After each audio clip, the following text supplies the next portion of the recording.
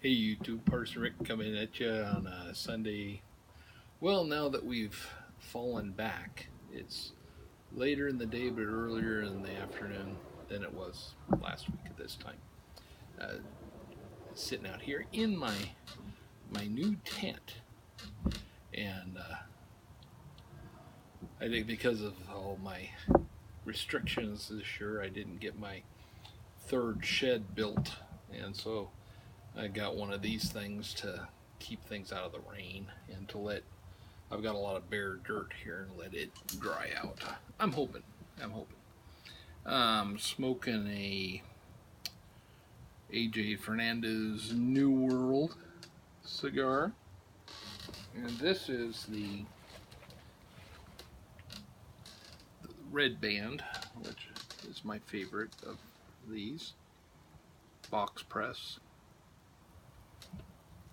They have kind of a tight draw. It seems to be oh, every one I've had has had a pretty tight draw, so I can only assume that's the way it was intended.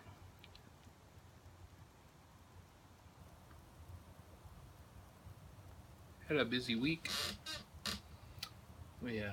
Miss Chris and I went and looked at some property up on a hill overlooking the lake. The interesting part is, although it is no longer owned by my family, it is some of my family property. My great grandmother's family, to be precise. And it was kind of funny. I was talking to the guy that is selling off some pieces. He owns like square miles up there. And he said, "Yeah, I was always after Auburn to sell it to me, and he never was. He was going to give it to his kids when he died. And he died and gave it to his kids, and they sold it to me. So it all worked out. But really nice up there. Animals, trees, a creek and a spring, and yeah, kind of interesting.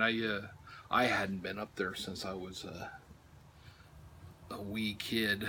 Maybe 10ish. We went up there and we helped them haul hay, and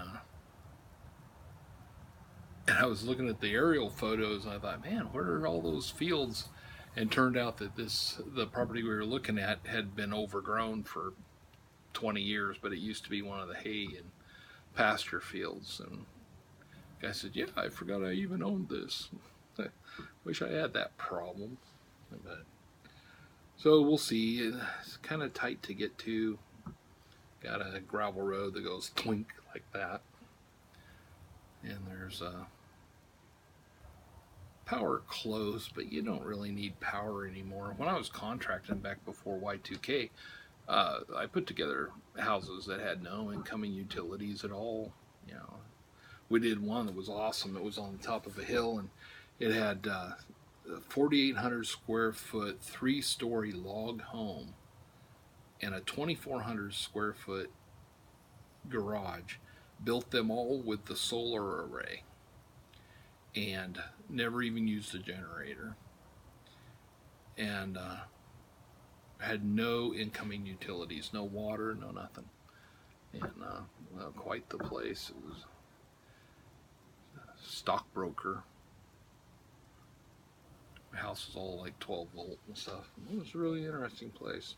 You can easily do that. So, and there was bear evidence up there. I must say, the freshest bear evidence I had ever seen in my life.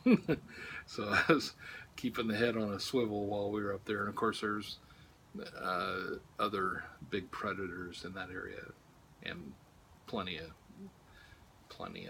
deer, which is why there's big predators. So, but it was interesting. I hadn't been up there in many years, so that was really cool.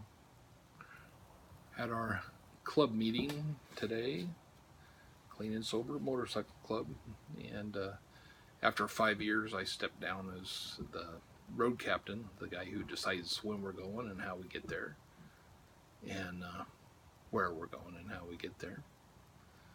And that was nice. A good guy who rides a lot has taken it over, I can't ride enough anymore. My sternum's not healing up.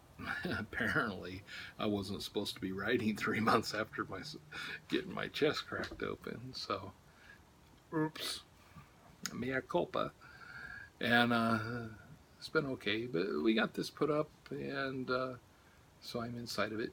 It's getting dark out there. My son's completely taken over my patio with his woodworking and blacksmithing, and now now he's making doing some plastic work, which is kind of interesting. And so it's been kind of an interesting week. Worked yesterday, of course. And we got a next Saturday is the Albany Veterans Parade. It's the largest veterans parade west of the Mississippi, and we always ride in it. There'll be like 400 bikes. It's about a 2 mile route. So, of course, on parades, you let the bikes go first. If you're in a parade and you wonder why there's motorcycles and why they get to go first, it's twofold. One, we can't go that slow, just pure and simple. The bikes overheat. It's very bad for them mechanically. And it does give people something to do while they're waiting, is look at a bunch of bikers and and we throw in candy and all that. My wife loves. She goes even if I have to work and stuff. She'll go and throw candy at the kids.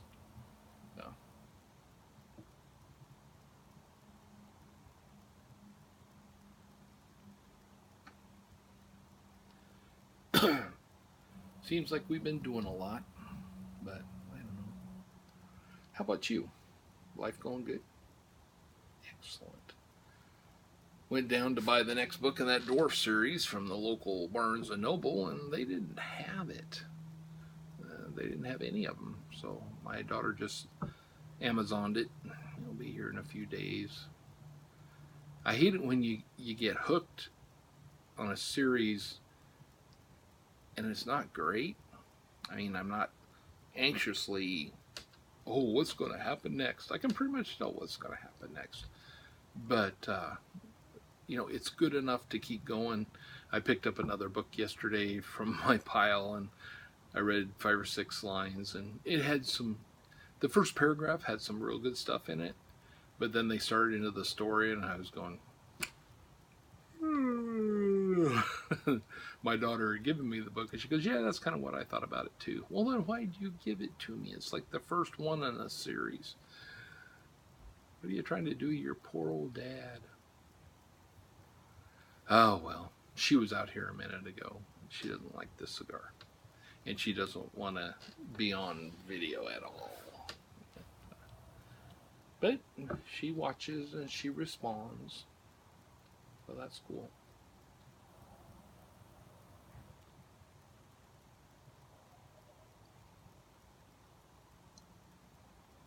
Have a lot of my friends are coming down with cancer lately.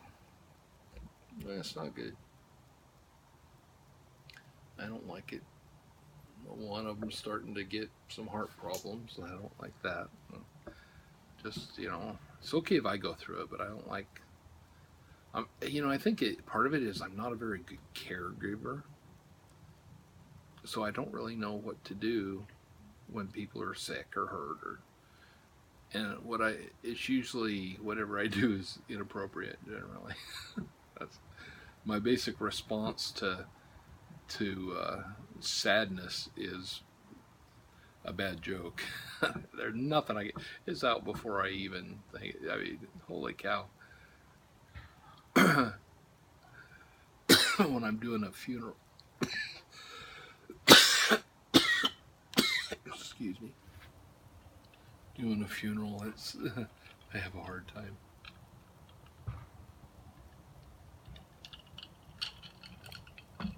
The preacher shouldn't be laughing during a funeral, I guess. Oh well. Oh well. We have a funeral coming up next week. My aunt's mom, lovely lady. I've known her, most of my life. Passed away She had to have been in her 90s, I would imagine.